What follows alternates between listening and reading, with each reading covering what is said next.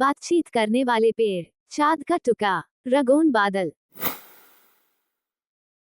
रंगीन बादल। एक छोटे से शहर में एक लड़की रहती थी जिसका नाम था रिया। रिया को बादलों से बहुत प्यार था। वो अक्सर छत पर बैठकर घंटों बादलों को देखती रहती थी। एक दिन रिया ने एक ऐसा बादल देखा जो बहुत ही रंगीन था।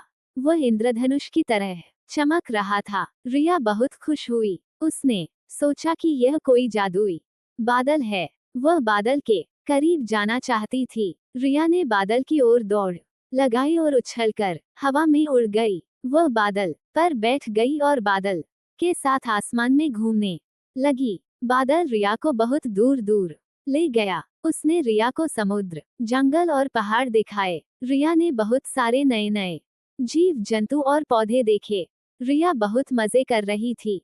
कुछ देर बाद रिया को घर वापस जाना याद आया। उसने बादल से कहा, मुझे घर वापस ले चलो। बादल ने रिया को उसके घर के ऊपर ले गया और धीरे से उसे छत पर छोड़ दिया। जब रिया उठी तो वह अपने कमरे में थी। उसने सोचा कि यह सब एक सपना था, लेकिन उसे बादल के रंग अभी भी याद थे। बातचीत करने वाले पेड़। एक बार की बात है, एक जंगल में एक पेड़ था जो बाकी पेड़ों से अलग था। ये पेड़ बातचीत कर सकता था। वह पक्षियों, जानवरों और इंसानों से बातें करता था। पेड़ सभी को अपनी बातों से खुश कर देता था। एक दिन एक छोटा सा लड़का जंगल में खेल रहा था।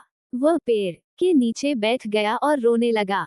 पेड़ ने लड़के से पूछा, बेटा तुम क्यों रो रहे हो? लड़के ने बताया कि उसके पास कोई दोस्त नहीं है। पेड़ ने लड़के को कहा, डरो मत, मैं तुम्हारा दोस्त बनूंगा। पेड़ ने लड़के को कई कहानियां सुनाई और उसके साथ खेला। लड़का बहुत खुश हुआ। धीरे धीरे लड़का पेड़ के पास रोज आने लगा। वह पेड़ से अपनी सारी बातें शेयर करता था। पेड़ भी लड़के की हर बात ध्यान से सुनता था। पेड़ और लड़के की दोस्ती बहुत मजबूत हो गई। ये कहानी हमें सिखाती है कि प्रकृति हमारे सबसे अच्छे दोस्त हो सकती है।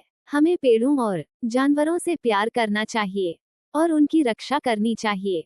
चांद का टुकड़ा। एक छोटे से गांव में एक लड़का रहता था जिसका नाम था सौरभ। सौरभ को चांद से बहुत प्यार था। रोज रात को वह अपनी खिड़की के पास बैठकर चांद को देखता रहता था। एक रात सौरभ सोते हुए चांद के एक टुकड़े को अपने हाथ में पकड़ रहा था। ये टुकड़ा उतना ही चमकदार था जितना चांद। जब सौरभ उठा तो टुकड़ा उसके हाथ में नहीं था। वह बहुत दुखी हुआ। उसने पूरे घर में टुकड़ा ढूंढा लेकिन उसे कहीं नहीं मिला। तभी उसे याद आया कि उसकी दादी माँ ने उसे एक जादुई किताब दी थी। उसने किताब खोली और उसमें लिखा था, चांद का टुकड़ा जो सपने में मिलता है वह सपनों को सच कर सकता है।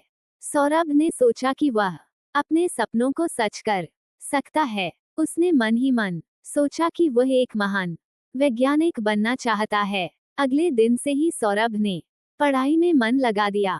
उसने किताबें पढ़ी, प्रयोग किए और दिन रात मेहनत करता रहा। कुछ साल बाद सौरभ एक प्रसिद्ध वैज्ञानिक बन गया। उसने कई खोजें की और लोगों की जिंदगी बेहतर बनाने में मदद की। सौरभ हमेशा याद रखता था कि चांद का टुकड़ा उसे कहाँ ले गया था। ये कहानी कैसा लगा कमेंट कर जरूर बताएं। धन्यवाद।